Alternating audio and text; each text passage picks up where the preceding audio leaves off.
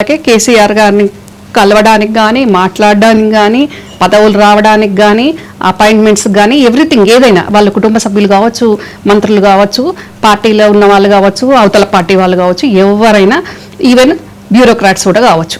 అలాంటి పరిస్థితి ఉండేది కాబట్టి అవన్నీ కవిత చూసింది కాబట్టి. కానీ కవిత ఇప్పుడు చెప్పకుండా అధికారంలో ఉన్నప్పుడే సంతోష్ గురించి చెప్పి ఉంటే శాంటిటీ ఉండేది. అదేనండి, ఇప్పుడు కూడా ఏంటంటే బయటకు వచ్చినప్పుడు మాట్లాడే మాటలు అసంతృప్తిగా పరిగణిస్తారు, లోపల ఉన్నప్పుడు చెప్పే మాటలు మాత్రం వ్యాలిడ్గా తీసుకుంటారు. దట్స్ రైట్, మీరు చెప్పిన మాట చాలా కరెక్ట్. కాకపోతే ఏంటంటే ఇక్కడ సంతోష్ గారి గురించి హరీష్ రావుకు తెలీదా? చెప్తున్నానండి, తెలుసు, మాకు తెలుసు, మేము సర్దుకున్నాము. మేము చెప్పినా, మేము మాట్లాడినా, మేము మా కరెక్ట్ను కూడా రాంగ్ చేసి చెప్పే వ్యక్తి శకుని అండి. అలాంటి సంతోష్ అక్కడ కేసీఆర్ గారి వైఫ్ ఫుల్ ఫ్లెడ్జ్ సపోర్ట్ ఉందండి సంతోష్కి. ఇప్పుడు ముగ్గురు ఇందాక ఏమన్నారండి, ఇంకొకటి ప్రెస్ కాన్ఫరెన్స్లో మాట్లాడుతూ నేను కేటీఆర్ కేసీఆర్ ఒకే రక్తం, బయట నుంచి వచ్చిన వారు ఇబ్బంది పెడుతున్నారన్నారు. అదేంటి? అంతే కదండి, మరి వాస్తవమే కదా. హూ ఈ సంతోష్? కో బ్రదర్ కొడుకు, మా బ్లడ్ కాదు కదా, కల్వకుంట్ల రక్తం కాదు కదండి, కల్వకుంట్ల వంశం కాదు కదా. ఇప్పుడు వంశంలో పుట్టిన ఆడబిడ్డల మేము బయట ఉండాలా? వంశం కాని వాడు అక్కడ మమ్మల్ని బయటికి పంపించేసి ఈరోజు ప్రజల ముందు మేము అవమానాలు పడాలా, ఇబ్బందులు ఎదుర్కోవాలా, ఇన్ని రకాలుగా ఫేస్ చేసే పరిస్థితి ఎవరు క్రియేట్ చేస్తున్నారు? ఫస్ట్ నాకు వచ్చింది ఆ పరిస్థితి. నాకు వచ్చినప్పుడు ఒక్క క్షణం కూడా కవిత ఆలోచించి ఉంటే ఈరోజు మరి అవతల వాడు ఎక్కడుండేవాళ్ళు, మనం ఎక్కడుండే వాళ్ళం?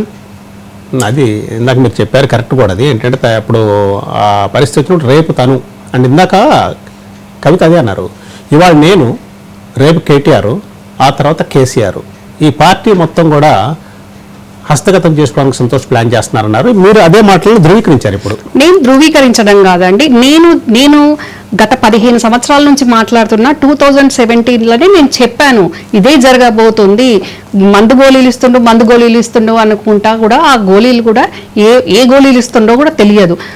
ఇప్పుడు నమ్మకమైన వ్యక్తి ఉన్నాడు పక్కకు అనుకున్నప్పుడు మనం ఏది ఇచ్చినా కానీ వేసుకుంటాం. ఇది ఈ అభియోగం చూడండి, మీరు వచ్చేటప్పుడు ఇందాక మీరు మెన్షన్ చేశారు జయలలిత, శశికళ. జయలలిత దగ్గరికి వచ్చేటప్పటికి శశికళని బ్లైండ్గా నమ్మి ఆమె ఏ గోళీలు ఇస్తే ఆ గోళీలు వేసుకుంది. అంటే ఇక్కడ జరుగుతుంది మీరు అంటున్నారు. ఇప్పుడు నేను ఇప్పుడు అనడం కాదండి, నేను ప్రజలందరికీ కొందరు నేను చెప్పే మాటలు నమ్మారు కావచ్చు, కొందరు వాచ్ చేశారు కావచ్చు, కొందరు చేయలేకపోవచ్చు. కానీ నేను 15 సంవత్సరాల నుంచి చెప్తానే ఉన్నానండి. అదే పరిస్థితి. అంటే జయలలిత గారు చనిపోయినాక ఇంకా గట్టిగా చెప్పాను ఇదే పరిస్థితి వస్తుందని. కానీ కాకముందు కూడా శకుని సంతోష్ నుంచే ప్రమాదం ఉంటుంది అని అందరు కూడా ఏం భ్రమపడ్డారు, హరీష్ చంద్రబాబు నాయుడు లాగా ఆ రకంగా తయారవుతాడు అని చాలామంది అనుకున్నారు. అందరికంటే ముఖ్యంగా శోభమ్మ ఏ రోజు కూడా నువ్వు మరో చంద్రబాబు కావేంటి అనేది ఏంటి అంటే దానికి ఐ విట్నెస్ నేనండి. హరీష్ మంత్రిగా అవ్వద్దు అని శతవిధాల ప్రయత్నం జరిగింది, అయినా హరీష్ మంత్రి అయ్యాక శోభమ్మ బాధపడుతుందని నేను ఒక్కదాన్నే రాజ్భవన్కి వెళ్ళలేదు ప్రమాణ స్వీకారానికి. డైరెక్ట్ ఆయన రాజ్భవన్ నుండి వచ్చి శోభమ్మ కాళ్ళకి నమస్కారం చేయబోతే ఆమె చేయించుకోలేదు. నువ్వు మరో చంద్రబాబు కావని నమ్మకం ఏంటి అని అంది ఆ రోజు. ఆమె ఎప్పుడు హరీష్ మీద మా మీదనే అభద్రతా భావంతో ఉంటుండే.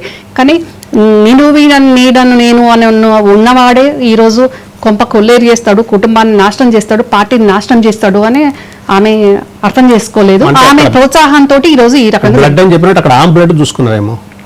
అంతే కదా, అబ్సల్యూట్ గా కనిపిస్తుంది కదా అండి, అక్కడ ఆ బ్లడ్ నమ్మారు.